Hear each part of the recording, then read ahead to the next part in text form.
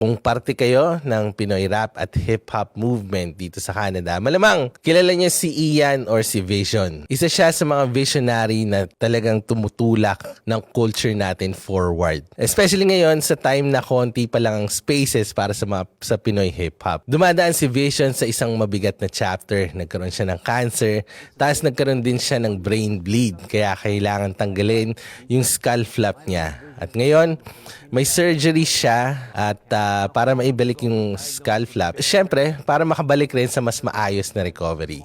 Hindi sinishare ko to hindi para sa drama pero para sa suporta. Kasi kapag may taong nagbigay ng boses sa space para sa community natin, dapat marunong din tayong bumalik ng support. And kung gusto niyo tumulong in a legit way, ito yung isang request niya. Tapos kung may platform ka, i-post mo. Small actions pero malaking tulong.